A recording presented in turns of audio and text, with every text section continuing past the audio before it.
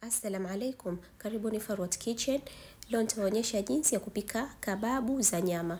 Kwa hiyo kwanza kabisa utachemsha nyama yako na chumvi mpaka iive. Ile video nilipokuwa nachemsha na chumvi nimeifuta bahati mbaya.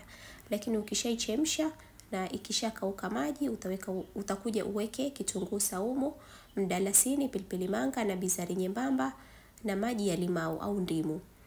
Kisha utapika tena kwa kama sekunde 30 hivi, na baada ya nyama kupoa utakuja uiweke kwenye chopa.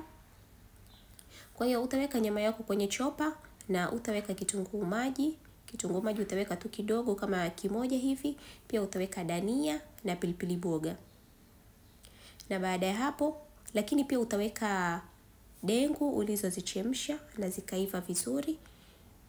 Pia utaweka yai moja. Na utafunika chopa yako na usagi mpaka mchanganyiko wako ulainike vizuri kabisa. Na baada ya hapo utamimina kwenye bakuli. Kama mnavyoona mchanganyiko uko tayari, kwa hiyo utamimina kwenye bakuli na kisha utakuja uweke kiazi ama viazi ulivyovichemsha kidogo tu. Utaweka viazi ulivyovichemsha na uchanganye vizuri kama hivi, kisha utaanza kutengeneza kababu zako. Kwa hiyo mchanganyiko ukishachanganyika vizuri utatengeneza kababu kama hivi.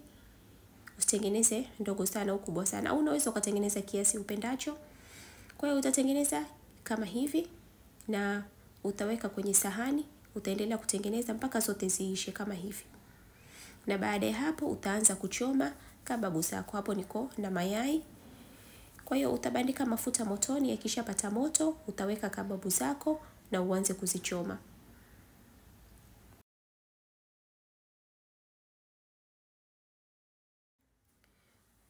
Na baada ya kama dakika moja hivi au sekunde 30 mpaka dakika moja hivi, kababu ziko tayari. Utazitoa kwenye mafuta tayari kuandaliwa, lakini utaziacha kwanza zipoe. Kila zikipoa zinazidi ile kuwa ngumu kushikana vizuri. Na baada ya hapo kababu ziko tayari, basi utaandaa kababu zako. Kwaherini.